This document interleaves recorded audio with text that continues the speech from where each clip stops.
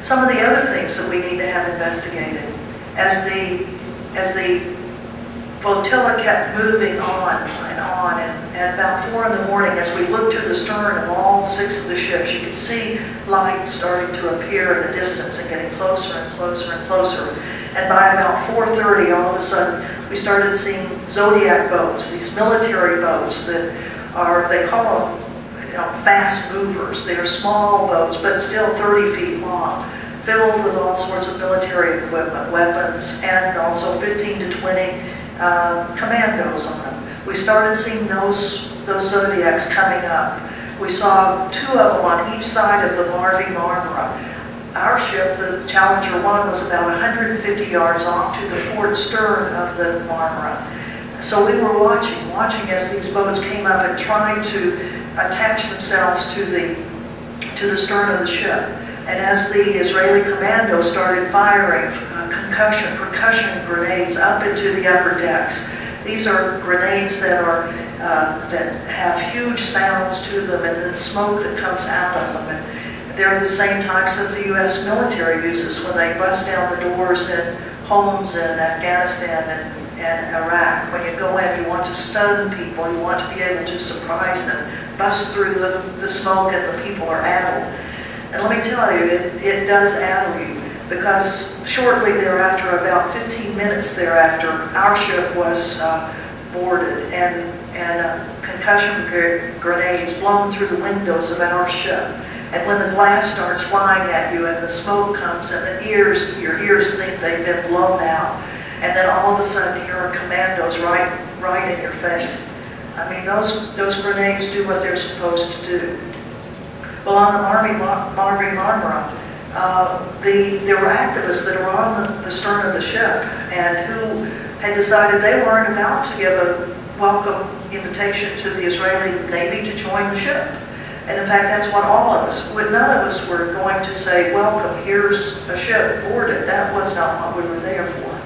However, we did make a pledge of nonviolent resistance, that we would figure out ways to make their boarding of the ship more difficult, knowing full well that as unarmed civilians, you don't really have a chance against commandos, whether it's American commandos or whether it's Israeli commandos. We saw helicopters start coming over the Marmara. 3 of them start coming over it. At that point, the captain of the Marmara radioed the captain of our ship saying, "You're on a smaller ship, a faster ship. Why don't you go ahead, see if you can speed away, and maybe some of those Zodiac boats will come after you all." So we did, and we sped ahead for about 15 minutes at top speed, 22 knots, zoom, zoom, there we were going. But we had beside us 2 Zodiac boats going that probably could go 35 knots. So it was at a point when we saw a large light looming from the port bow, coming slowly across in front of our ship, and then all of a sudden the captain of the ship pulled off all the power, and there we were just dead in the water with a huge Israeli naval ship right in front of us. That's one way you can stop ships from moving, is put another one right in front of it. And when large ships are going at 8 knots, like the Marmara, not a fast pace, it's another question. Why did the Israeli military feel that they had to board those vessels? Why did they have to board them? If they wanted to stop them, were there other ways to stop them? Could they stop them without boarding them? And particularly a big ship with 600 people on it, a lot of men that were on it. And you know what happens when men are up against men.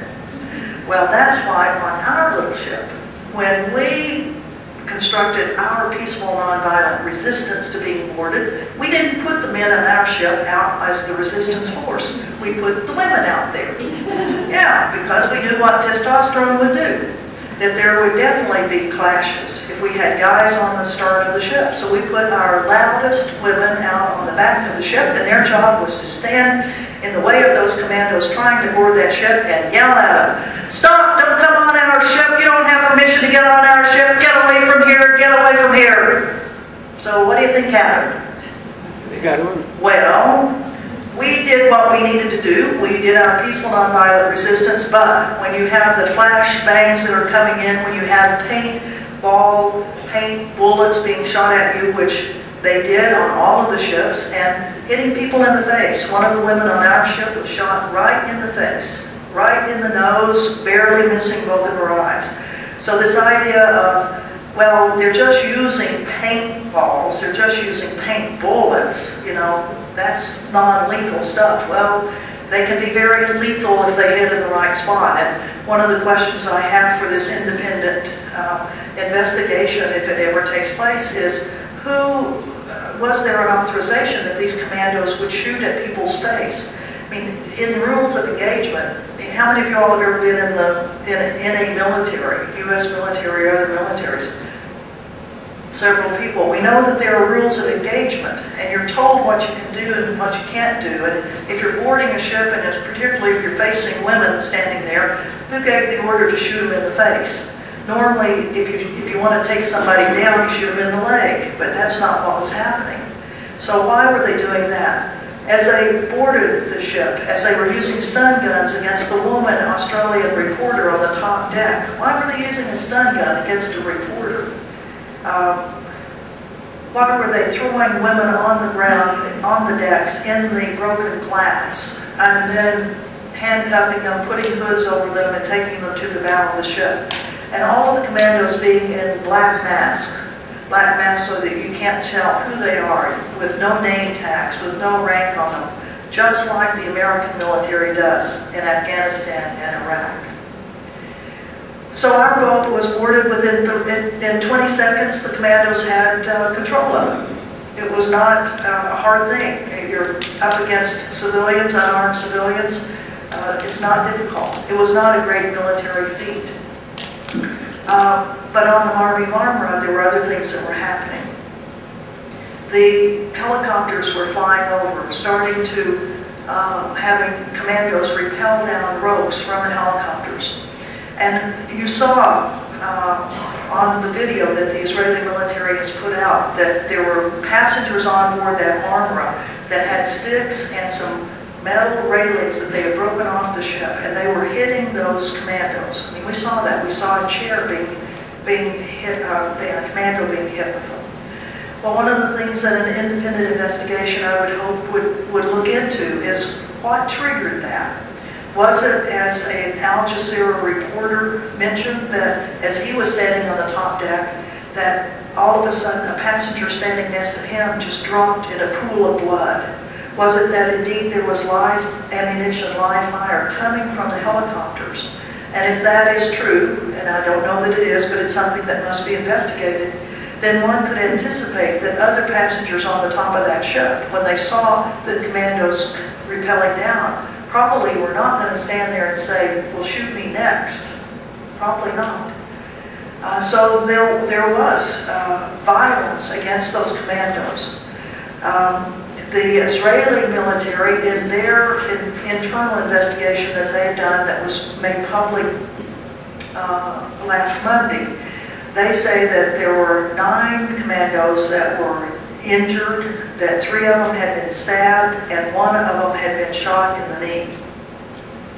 One of the questions for the board for an investigation is what kind of bullet was that this commando was shot with. Was it a bullet from Israeli weapons?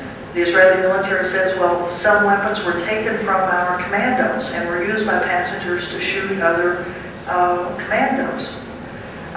We need to find out if that's really what happened. Or is it the case, as has happened, for example, in the Israeli military casualties during the 22-day attack on Gaza, where during that attack that killed 1,440 people, there were 10 Israeli military that were killed. But 5 of them were killed by friendly fire. 5 of them killed by their own Israeli military forces.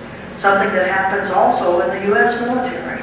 And in such close quarters, with a lot of people there, who shot whom? That's one of the questions. And when did it happen?